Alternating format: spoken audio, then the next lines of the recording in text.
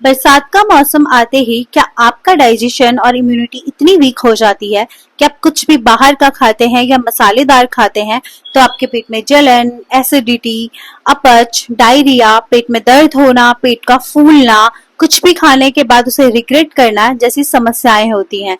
और हल्का सा भी बारिश में भीगने पर फीवर का आ जाना, मलाशय वाले भाग में खुजली होना, पूरे शरीर में कहीं पे दाने निकल जाना, चकत्ते होना जैसी समस्याओं का सामना करना पड़ता है।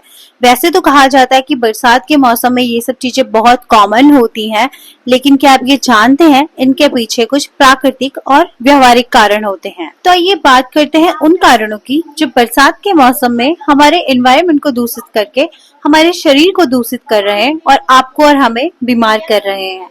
सुना तो बहुत है कि बरसात के मौसम में नमी और ठंडक बढ़ जाती है, जिससे वात दोष बढ़ता है और वात दोष दूषित होकर हमारे शरीर में ये सारी समस्याएं उत्पन्न करता है। और जिनके शरीर में पहले से ही पित्त और कफ बढ़ा हुआ है, वो भी इस मौसम में दूषित होके ये सारी समस्याएं उत्पन्न करते हैं। इतना तो आप समझ ही गए हैं कि जो भी हम खा रहे हैं वो हमारे शरीर में जा रहा है और वो बाहर से ना गंदा होकर हमारे शरीर में ही दूषित हो रहा है। बाहर के खाने का हमारे शरीर में क्या रिएक्शन आ रहे हैं वो हमें दिख रहे हैं।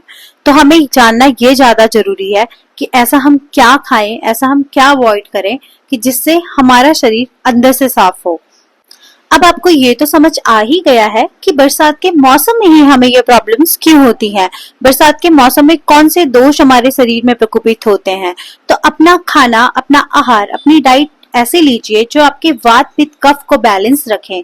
जितना हो सके घर का बना खाना खाइए, मसालेदार बाहर का खाना खाने से बचें, साफ सुथरे पानी का उपयोग करें और अपनी प्रकृति, देश, काल, संयोग के हिसाब से अपने खाने को डिवाइड कीजिए और फिर अपना आहार लीजिए।